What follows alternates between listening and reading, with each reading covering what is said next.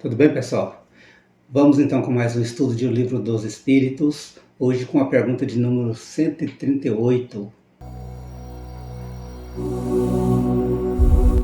Que se deve pensar da opinião dos que consideram a alma o princípio da vida material?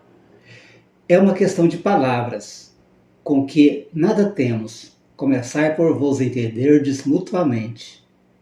Então, gente, a questão da opinião daqueles que consideram a alma como o princípio da vida material. Quer dizer, a partir da vida material, a partir da vida espiritual, a partir da alma, é que se criou então a vida material.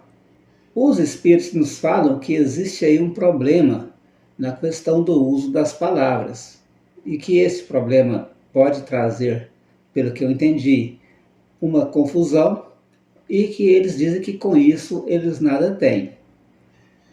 Então eles pedem ou eles exigem, né, de certa forma, que nós nos entendamos em relação a isto. Não é aquela pergunta, quem nasceu primeiro, o ovo ou a galinha? Quem considerar que o ovo nasceu primeiro, da onde veio o ovo? Quem considerar que a galinha nasceu primeiro, de onde veio a galinha? Então, acredito eu que a espiritualidade vai estudar a criação da vida material, lógico, a partir do momento em que Deus entendeu que suas criaturas poderiam entender ou buscar conhecimento a respeito disso. Há uma confusão em relação à vida, quando ela surgiu na Terra, se foram trazidos os elementos pelos cometas, se aquilo aconteceu de forma acidental. E os Espíritos nos falam que houve um planejamento, né? E que esse planejamento, feito pelos Espíritos superiores, pré-existentes, antes da existência do planeta, trouxeram uma vida ou fabricaram uma vida aqui, a vida material. Agora, gente, a vida espiritual é ainda mais complexo. A gente sabe que o espírito se desenvolve mergulhando nas reencarnações, passando pelas espécies de animais, e antes sendo preparada como fosse um caldo, como fosse uma energia preparada para depois receber a vida animalizada nos vegetais. Então, essa energia, acreditamos, ela é preparada nos elementos materiais mais grosseiros, para enfim estrear nos elementos onde animalizados, né? Nos primeiros animais existentes, nos primeiros seres vivos existentes.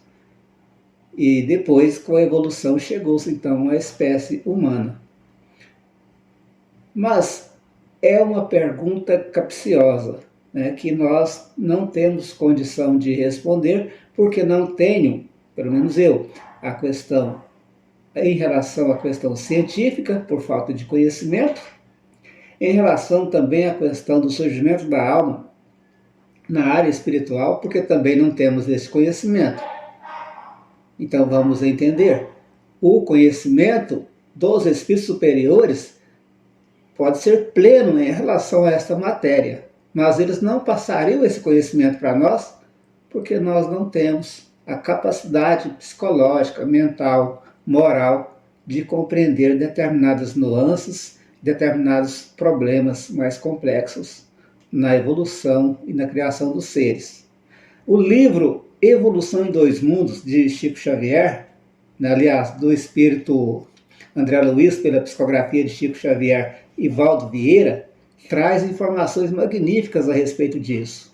E aí, em vez de eu falar a respeito, eu convido você a buscar no livro algumas respostas em relação a esta pergunta. Vou deixar só um trechinho aí para que você possa degustar e depois apreciar no livro Evolução em Dois Mundos. Um conhecimento maravilhoso, um livro fino, mas muito complexo e difícil para nós que não temos o conhecimento pleno do assunto ali tratado. Beleza, pessoal? Vê o trechinho aí, depois encerramos o nosso vídeo e convidamos para os demais na pergunta de número 139 seguintes. Obrigado, que Deus abençoe a todos.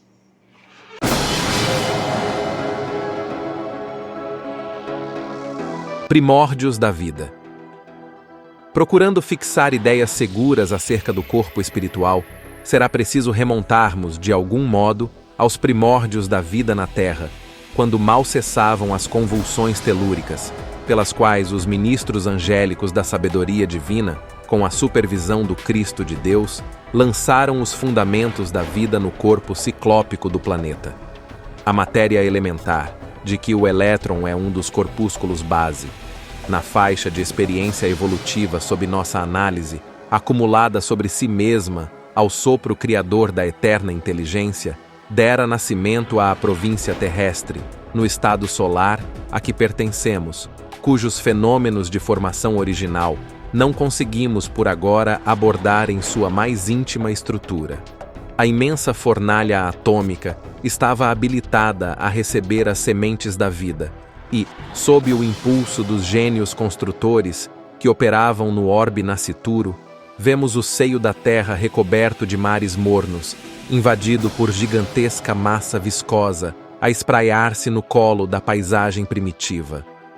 Dessa geleia cósmica, verte o princípio inteligente em suas primeiras manifestações, trabalhadas no transcurso de milênios pelos operários espirituais que lhes magnetizam os valores, permutando-os entre si, sob a ação do calor interno e do frio exterior. As mônadas celestes exprimem-se no mundo através da rede filamentosa do protoplasma de que se lhes derivaria a existência organizada,